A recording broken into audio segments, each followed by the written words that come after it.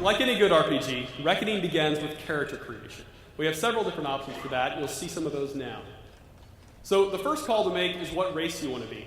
We have 4 different races to choose from, 2 kinds of human, the Almain and the Varani, who hail from different lands and have different benefits, and the Losofar and Doklafar, light elves and dark elves, respectively. Now, as you choose your race, obviously there's the aesthetic differences, but also you get a head start to some of your non-combat skills, something appropriate to that class. Now, having chosen your race, you can choose your gender, male or female. This is purely an aesthetic choice. It doesn't change stats or anything like that, although there is some dialogue in the game that will vary based on your gender. Having chosen that, we then pick our patron god. Your patron god gives you a set of combat bonuses that'll last throughout the course of the game. They're small, but they do let you give a way to kind of flavor your character a little bit more right out of the gate. Having chosen those things, we've built kind of the systemic side of our character. Now we get to customize his or her appearance. Now, we have several presets for each character you can choose from that are crafted to look cool. If you don't want to use one of those, you can go a step further and customize them on a specific level, changing face shape, eyeshadow, the intensity of your stubble, always a fun one. That's intense stubble, that's great. Also a number of hair options, facial hair, hair in your head, the eyebrows as well. You can change around colors and darkness and all that. And finally, accessories, where you can do different facial attachments like nose rings, earrings, etc., as well as tattoos. We have, I think, 30-some tattoos. You can do different opacities and colors and all that. Oh, yeah. You can actually make curves, but I'm not going to tell you the combination you have to do. We also have this fun randomized feature, which we really enjoyed when we put this in because it was supposed to be just a little usability thing, but it ended up being fun in and of itself. You just hit a button and it'll give you a whole different combination of traits. So in a hurry, you can create something really wild. And if you find something that's cool and not quite what you want, you can then customize it from there. We've picked our swank character. We're going to jump into the game itself. Now, normally, at this point in the game, you're starting off, you've seen a cinematic. It sort of sets the stage for where we're at and what's going on. Since you've not seen that here, I'll sort of catch you up on what's happening. Now, Reckoning is set within the world of Amalur in that 10,000-year history that R.A. wrote in a very specific time, a time called the Age of Arcana. The reason for that is that magic is freshly returning to the world after a long absence. This has a lot of different factors in the story. Now, amidst this magic coming back, there is an epic war happening between a group of unseelie fae, an immortal race called the Tuatha, and the mortal races of men and elves. And in the chaos of this war, you, the player character, have died. So yes, from the very beginning of the game, from the outset, you're already dead. It's very sad. Fortunately, it doesn't end there. The game begins with you hacking, coughing, and crawling your way out of a pile of corpses. You get to the ground, retch, kind of wobble to your feet, and find yourself in this strange cavern. You don't know who you are, you don't know how you died, and you certainly don't know how you came back.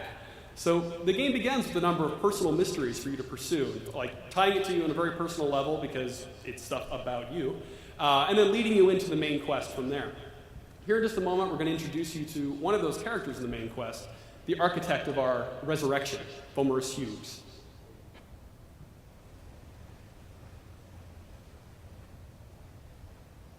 You there, you!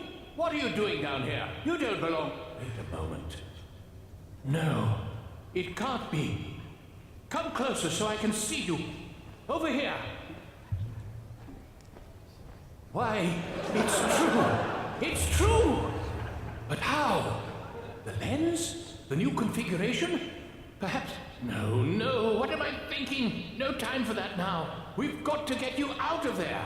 You need to arm yourself. Quickly, check that body over there for a weapon. No time for questions. Go!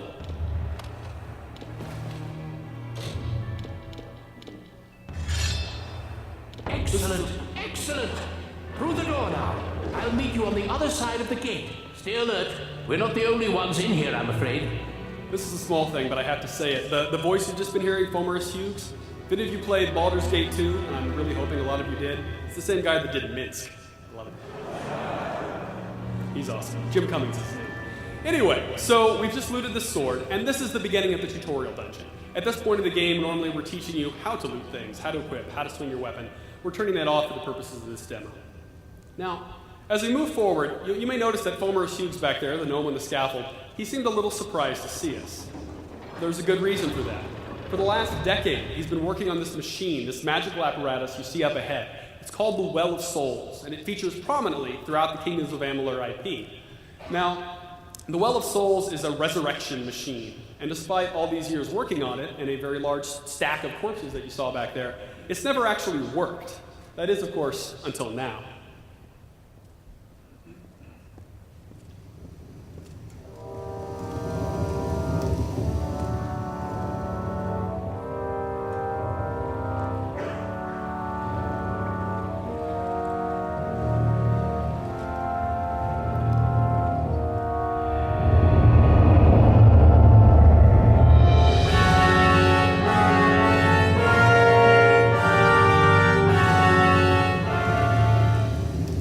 Unfortunately for us, the base of the Well of Souls isn't a very safe place.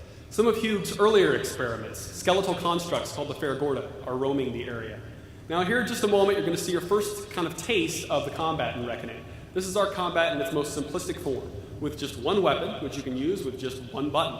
Now, Joe can pound out that button and get a base attack chain, or he can vary up his timing. If he delays between attacks, he'll get a different set of attacks, like a sword swing, sort of an uppercut that'll actually launch enemies into the air and let him juggle them.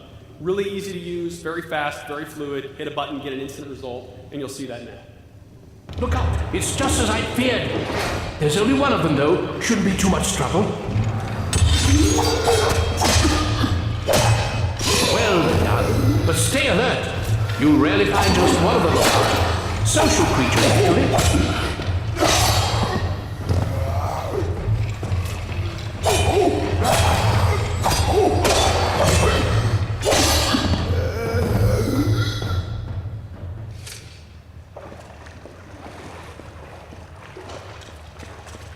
You need to find your way to the upper levels. There's a passage to your right. That should take you through the supply rooms and into the tunnels.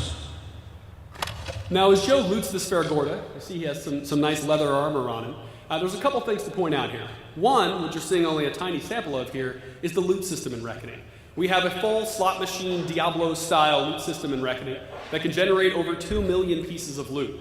We have different quality tiers, material types, affixes, so you can have things like a flaming sword of destruction, all that kind of thing, or of the wombat, or whatever. Very, very cool. So you generate tons and tons of loot. It's just one more thing that keeps you playing the game, just that addicting treadmill of getting new stuff.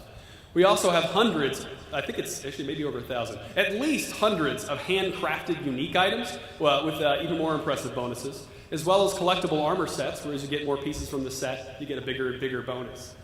So that's the loot system itself. Separately, there's the actual UI we're looking at here. And this is interesting for some design reasons. Now, you can look at individual items here. You can compare them with what you have equipped directly from the loot UI. You don't have to go into your inventory for that. And then you can equip them directly from the loot UI without having to actually go into your inventory. Also, if you find some items that you don't care for, you can throw them into your junk pile right from here. Your junk pile, the next time you go to a merchant, with a single button press, you can sell all that off. Just one button press, it's gone.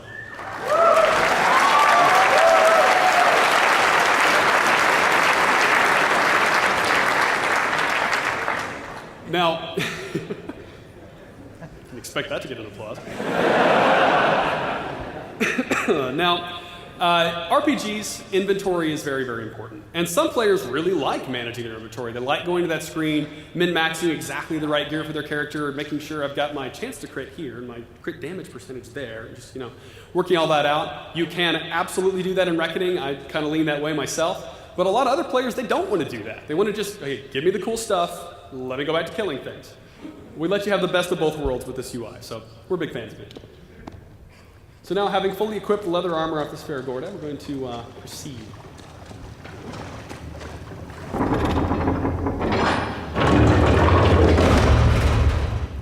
Now, one thing to pay attention to as we walk a little bit further down this hallway and into the next room is the attention to detail in the environment.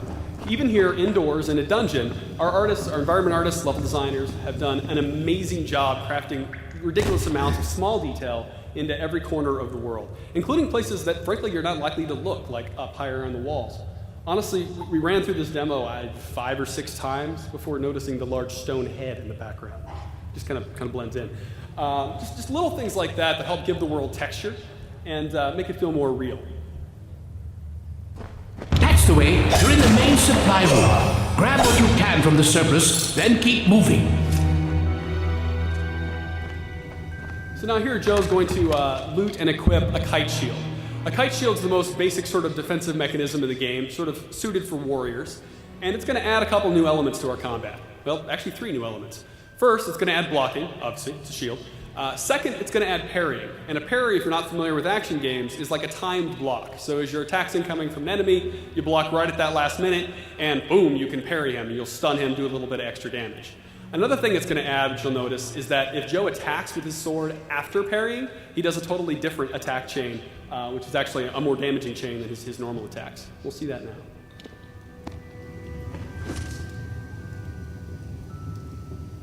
We're in! I thought it was just gnomes down here. The job was to wipe out everything, gnome or otherwise.